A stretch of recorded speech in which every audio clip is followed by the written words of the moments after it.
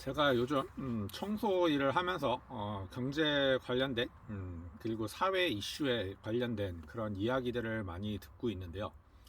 지금 최근 들어서 많이 들리는 그리고 많이 이야기하는 것들을 보니까는 첫 번째가 미국 금리 언제 내리나 이거가 가장 많더라고요. 그리고 두 번째가 지금 현재 그 정부와 의료계의 대립 사태에 관련된 이야기를 많이 하고 있어요. 그래서 오늘은 이 두 가지를 한번 이야기를 해보려고 합니다. 그 중에 첫 번째 이 정부와 의료계 사태에 대해서 한번 이야기를 해볼게요. 사실 이 정부하고 의료계 사태는 10년 전에도 비슷한 일이 있었습니다. 그때도 사실 뭐 좀 흐지부지 타협 아닌 타협으로 끝맺음을 했기 때문에 사실 지금이 다시 또 이 내용이 불거졌다라고 보여져요. 사실 지금 뉴스 같은 것도 보면은 다 정부에서는 2,000명 증원에 대해서 엄청나게 부각을 해가지고 이야기를 합니다. 근데 의료계는 2,000명 증원에 대해서 반대하는 의사에 대해서 의사 그 표현에 대해서만 부각을 해서 방송을 하더라고요. 정작 의료계가 이 2,000명 증원을 반대하는 이유에 대해서는 진짜 한 10초, 20초 분량으로 짧게 설명을 하고요. 정부와 의료계가 증원을 놓고서 대립각을 이룬다라는 거에 포커스를 너무 맞추고 있더라고요. 근데 사실 이 의료계가 증원을 원합니다. 증원을 원할 수밖에 없는 게요. 지금 우리나라 법적 근무 시간이 지금 한 40시간 되나요? 38시간? 그 정도 되고 있죠. 지금 의료계 근무 시간 혹시 아시는 분이 계실지는 모르겠지만 지금 의료계 근무 시간이 법적으로 정해진 거 수련의, 그러니까 전공의도 아니고 수련의, 지금 인턴, 레지던트 이런 사람들이 법적 제한 시간이 88시간입니다. 어마어마하죠. 일반 노동자 근무 시간의 거의 2배예요.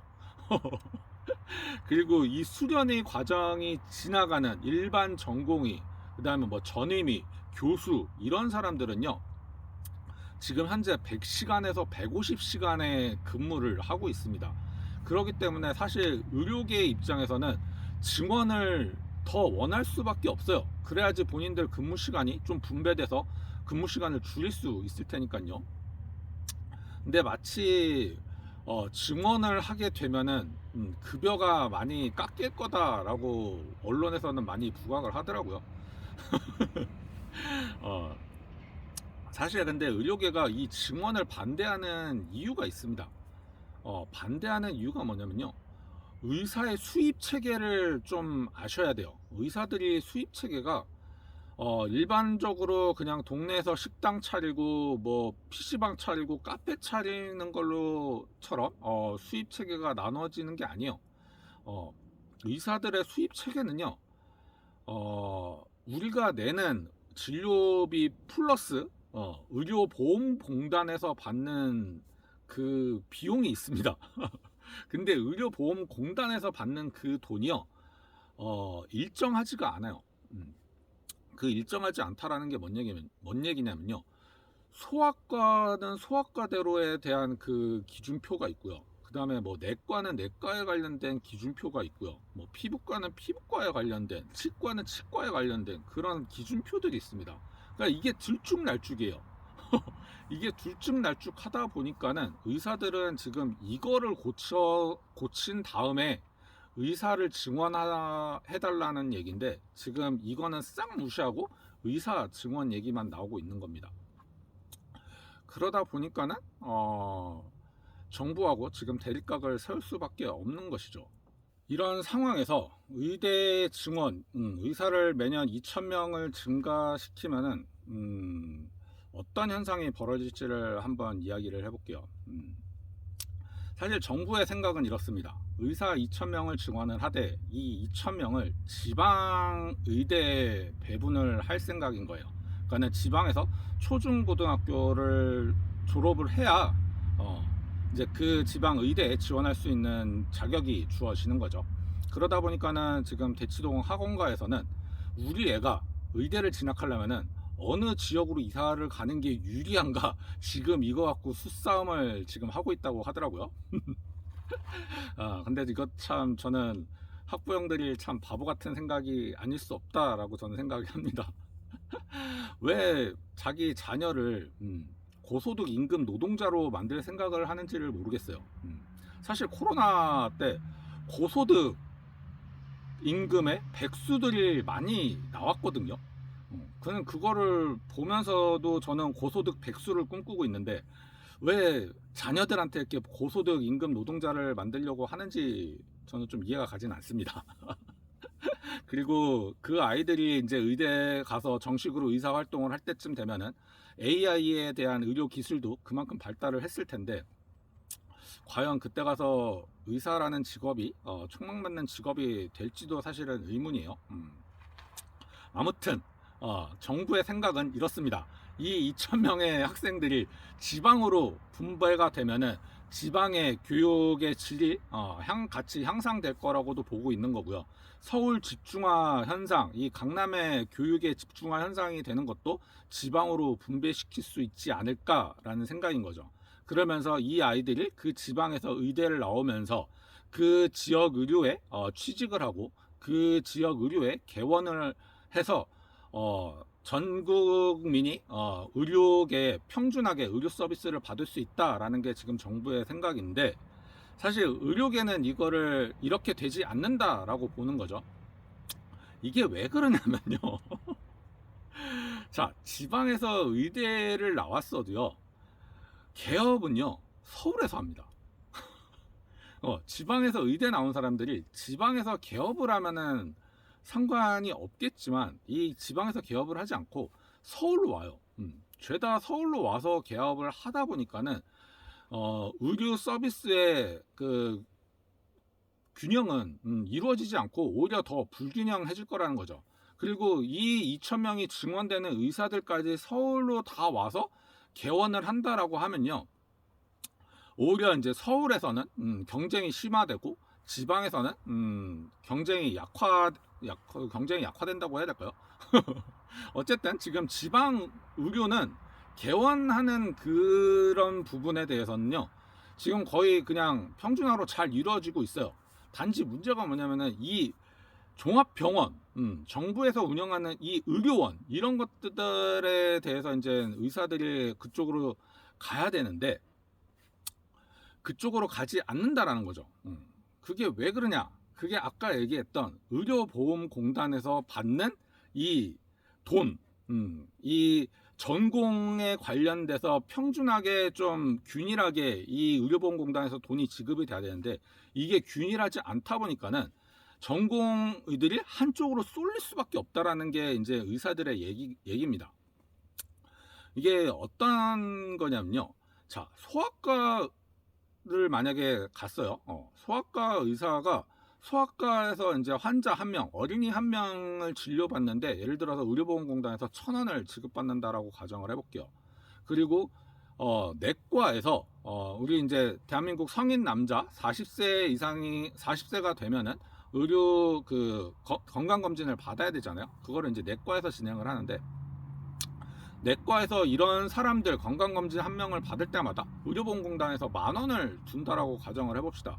그러면은 여러분들 같으면요 소아과 의사를 하시겠습니까? 아니면 내과 의사를 하시겠습니까? 당연히 누구나 생각해도 가장 편하잖아요. 소아과 사실 뭐 내 애 한 명 보는 것도 힘든데 소아과 의사는 하루에 수십 명의 아이를 봐야 됩니다.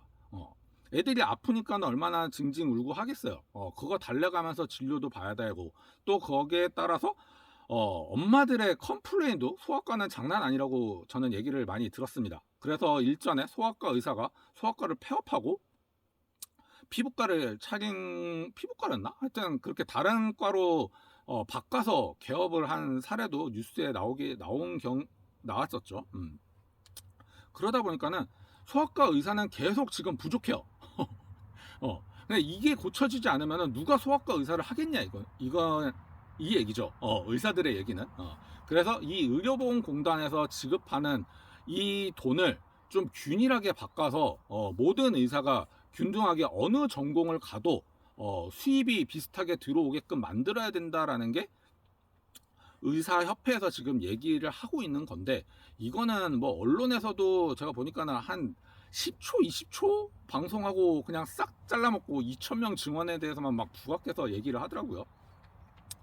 자, 이러다 보니까는 의사들도요, 어, 이렇게 돈 되는 전공에만 쏠림 현상이 생기는 겁니다. 그러다 보니까는 일정 전공의 대표적인 게 이제 소아과죠.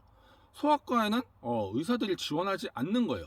산부인과도 마찬가지죠. 산부인과도 그런 사람들이 없다. 그런 의료보험공단에서 받는 게 적다 보니까는 다른 과 전공으로 바꿔서 하는 경우가 많은 거예요. 아마 산부인과들 중에서도요. 산부인과 의사들 중에서도 산부인과 폐업, 돈 안 되니까는 폐업하고 피부과로 전향하는 사례도 꽤 됩니다. 근데 왜 피부과냐? 피부과는요, 의료보험공단의 영향을 받지 않아요. 왜? 피부과는 그 개인이 원해서 아파서라기보다는 내 피부 관리를 위해서 피부과를 찾는 사람들이 많잖아요. 그러다 보니까는 의료보험공단에서 받는 돈보다 환자한테 직접적으로 받는 금액이 더 큽니다. 그래서 의사들이 피부과로 많이 가는 이유 중에 하나예요. 근데 성형외과하고 피부과, 성형외과는 좀 내가 이제 수술을 해야 되잖아요. 근데 피부과는 수술이 아니라 시술을 많이 합니다. 그러다 보니까는 일반 의사들이 피부과로 전향을 많이 할 수밖에 없는 거예요. 그래서 소아과 의사들이나 소아과나 산부인과 의사들이 이제 피부과 쪽으로 전향을 많이 하시죠. 그러다 보니까는 의사들이 이거를 고쳐지지 않는 이상 이 2,000명이 들어와도 똑같은 현상이 일어날 거라 이거죠. 그러다 보니까는 의사들의 이 돈 되는 곳에 모이는 전공의들만 쏠림 현상만 계속 일어나는 거고, 돈 안 되는 전공에는 계속적으로 의사가 부족해지는 현상이 나타나게 되는 것입니다. 그러다 보니까는 지금 2,000명을 증원해도 의사들은 의미가 없다라고 얘기를 하는 거죠. 그러니까 돈이 문제가 아니에요 지금. 의료보험공단에서 의사들한테 돈을 어떻게 분배 있게 지급하느냐가 가장 큰 관건인데, 사실 이게 어떻게 보면은 자본시장에서도 보면은 똑같죠. 자본시장에서 돈 되는 곳에 투자를 하지 돈 안 되는 곳에 투자를 하겠습니까? 왜 한국에 있는 주식시장에 한국 사람들이 돈을 안 넣고 미국 주식시장에 그렇게 투자를 하려고 할까요? 당연히 미국 주식시장에 돈이 되니까 투자를 하는 거죠. 의사들도 마찬가지예요. 돈이 되는 전공에 의사가 되고 싶은 거지, 돈이 안 되는 전공에 의사는 하고 싶지 않은 겁니다. 어떻게 보면 자본시장하고 거의 똑같은 운영 체계를 가지고 있는 거죠. 그러니까 이런 것들을 잘 보시고 내 자녀가 의사가 될 것인지 말 것인지를 정해야 되겠죠. 자, 아까도 2,000명에 대한 의대를 증원을 한다라고 했는데, 의대 정원을 증원한다라고 했는데, 가장 발빠르게 움직인 게 대치동 하원가라 그랬어요. 대치동에 있는 이 돈 있는 부모들 중에서 내 자식이 지금 대치동에 있으면은 의대를 진학을 못하지만은 지방으로 가면은 의대는 갈 수 있어. 그래서 의사 면허만 취득하면은 강남에다가 내 자식 병원 하나 차려줄 재력은 있어. 강남이 아니더라도 서울 아니면 수도권에 내 자식 병원 하나 차려줄 재력은 있어. 그런 사람들이 여기에 이제 관심을 쏟는 겁니다. 결론적으로 따지면요, 의대 증원 2,000명 증원을 해도요, 결국 지금 이 의료 평준화는 이루어지지 않을 겁니다. 그리고 아까도 얘기했지만은 좀 이해가 안 되는 게 왜 본인의 자식들을 고소득 임금 노동자로 만들려고 하는지 저는 좀 이해가 되지가 않아요. 저는 제 자식이 고소득 백수가 되기를 원합니다. 저는 제 자식이 고소득 백수가 되게끔 만들어 주려고 하고 있어요. 물론 아직 결혼은 안 했지만 만약에 제가 결혼을 해서 자녀를 갖게 된다라고 하면은 저는 아이가 태어났을 때부터 애를 차근차근 해서 성인이 20살 성인이 되었을 때 고소득 백수가 되게끔 만들어주고 싶습니다. 사실 지금 이 방법은요, 코로나가 이루어지면서 많은 사람들이 고소득 백수가 됐어요. 그런 과정을 사실 유튜브에서 가장 많이 보여지기도 했습니다. 그렇기 때문에 어떻게 보면은 고소득 백수가 되는 게 사실 어렵지는 않아요. 사실 내가 고소득 백수가 되는 건 힘들지만은 내 자녀가 고소득 백수가 되게끔 만들어주는 거는 어렵지가 않습니다. 그래서 저는 사실 제 자녀가 고소득 백수가 되게끔 만들어주고 싶고요. 사실 고소득 백수가 되면은 뭔가 보이는 게 되게 시야가 넓어져요.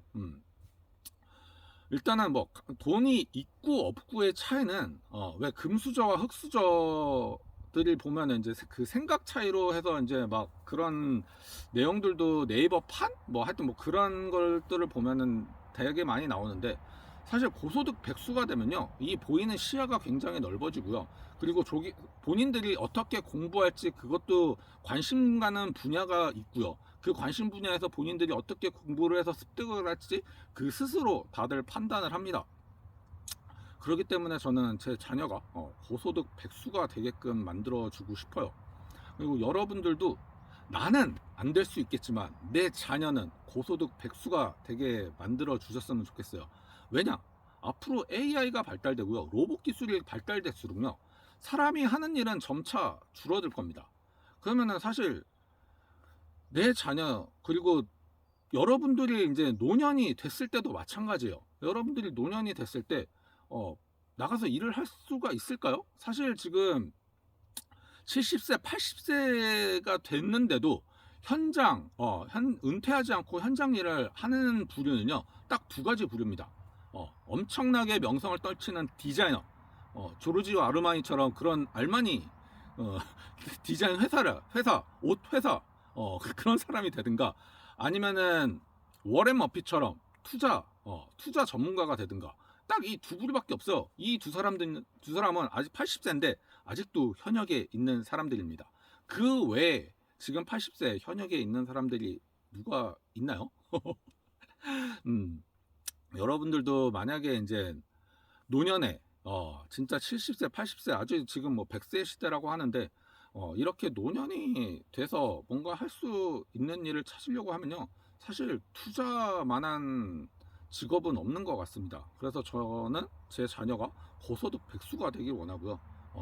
고소득 백수가 된다라는 거는 투자 안목이 그만큼 커졌다라는 얘기입니다. 오늘은 이렇게 의료계 사태를 빗대어서 교육과 그 다음에 이 자본시장에 관련된 이야기를 곁들여서 해봤습니다. 그리고 저의 꿈 고소득 백수. 사실 제가 호주에 온 이유도 이 고소득 백수가 되어서 이 호주를 놀러 다니는 게 저의 영주권을 따기 위한 목표죠. 여러분들은 어떻게 고소득 백수가 될 것인지, 그리고 고소득 백수가 되어서 무엇을 할 것인지를 한번 생각을 해보시면은 지금 하고 있는 일이 무엇이 됐든 간에 즐겁지 않을까 생각이 듭니다. 금리 이야기는 다음번에 다시 하도록 할게요.